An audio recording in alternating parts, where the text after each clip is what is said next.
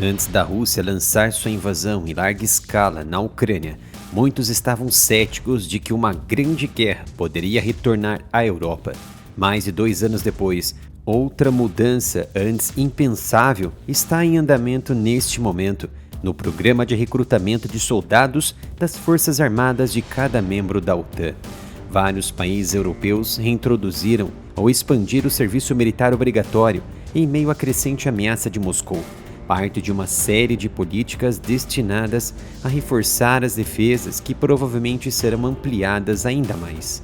Muitos especialistas enxergam que está na hora da Europa ajustar a maneira como a OTAN se mobiliza para a guerra e ajustar a maneira como produzem equipamentos militares e recrutam e treinam pessoas.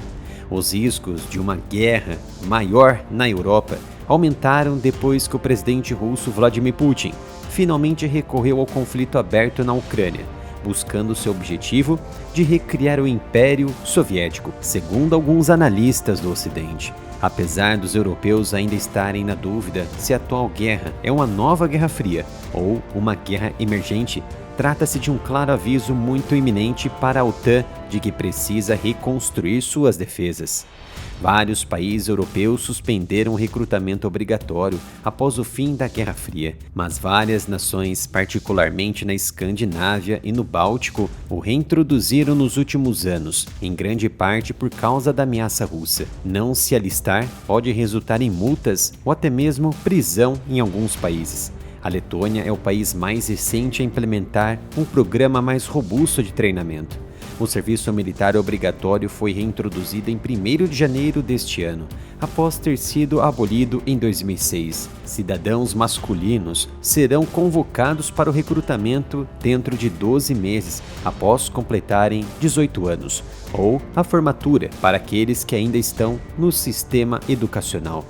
A necessidade de um serviço de defesa estatal era clara pelas particularidades territoriais da Letônia e de seus vizinhos com a Rússia. Em abril, a Noruega apresentou um ambicioso plano de longo prazo que quase dobrará o orçamento de defesa do país e adicionará mais de 20 mil soldados recrutados. O recrutamento da Noruega é obrigatório e, em 2015, o país se tornou o primeiro membro da Aliança Defensiva da OTAN a recrutar homens e mulheres em igualdade de condições. No Reino Unido, os conservadores lançaram a ideia do serviço militar em sua malfadada campanha eleitoral. Mas talvez a transformação mais surpreendente esteja em andamento na Alemanha, que desde o fim da Segunda Guerra Mundial tem tido aversão à militarização. Em outra novidade, desde a Guerra Fria, a Alemanha atualizou este ano seu plano caso um conflito irrompesse na Europa. E o ministro da Defesa, Boris Pistorius, apresentou uma nova proposta em junho para um novo serviço militar voluntário, para a Alemanha estar pronta para a guerra até 2029. Como o recrutamento continua sendo um tópico impopular em alguns países, a OTAN está tendo dificuldades para atingir sua nova meta de ter 300 mil militares prontos para serem ativados em um mês e mais de 500 mil disponíveis em 6 meses. O ataque em grande escala da Rússia na Ucrânia em 2022, que se seguiu ao seu apoio aos separatistas pró-Rússia no leste da Ucrânia e a anexação da Crimeia em 2014, inevitavelmente levou os aliados a reavaliarem se estavam prontos para a guerra e fortalecerem suas defesas.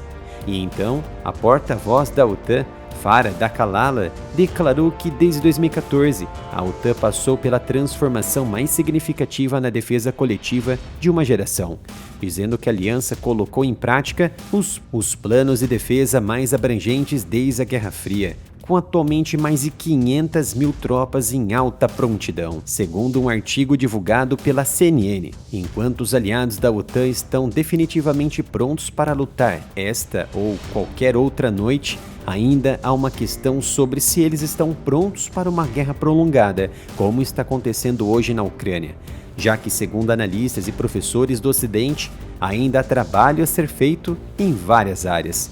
Isso inclui capacidade industrial, gastos com defesa e resiliência social, onde a questão do recrutamento entraria. A porta-voz da OTAN deixou bem claro que a maneira como o pessoal militar é recrutado e treinado é uma decisão de cada nação, e deixou também bem claro que cerca de 1/3 dos membros da OTAN tem alguma forma de serviço militar obrigatório. Encerrando suas falas sobre a atual situação da OTAN e o seu comprometimento com a proteção de toda a Europa, a porta-voz declarou que o mais importante é que os aliados continuem a ter as forças armadas capazes de proteger nosso território e nossas populações. Além dos combates na Ucrânia, a Rússia também lançou uma guerra híbrida em toda a Europa, envolvendo ataques à infraestrutura, ataques cibernéticos, desinformação, sabotagem, interferência eleitoral e a militarização da migração. Muitos apoiadores da Ucrânia e dos gastos exorbitantes com armas e financiamentos de guerra na Europa iniciaram um mecanismo de propaganda contra Donald Trump, que lidera atualmente as pesquisas para a Casa Branca, mesmo com a saída de Biden da disputa. Isso porque eles usam cortes e outras falas de Trump para montar um lobby e dossiê contra uma possível presidência de Trump, que declarou abertamente que encerraria o conflito no leste europeu em um dia, com um plano ainda não especificado, mas muito duro.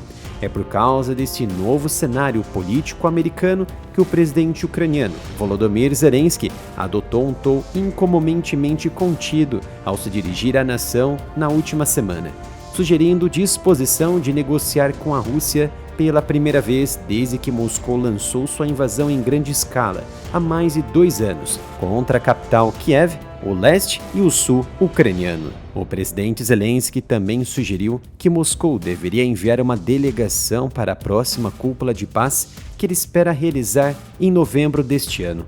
Sabe-se que a Rússia não foi convidada para a última conferência de paz anterior, realizada na Suíça no mês passado, em junho, pois Zelensky disse que qualquer conversa só poderia acontecer após uma retirada russa total do solo ucraniano. Visite a loja do canal umapenca.com/área militar. Aqui você encontra muitas camisetas e outros produtos do canal, e cada produto que você comprar estará ajudando a manter o Área Militar ativo aqui no YouTube, mesmo diante das censuras. Então visite a loja umapenca.com/área militar.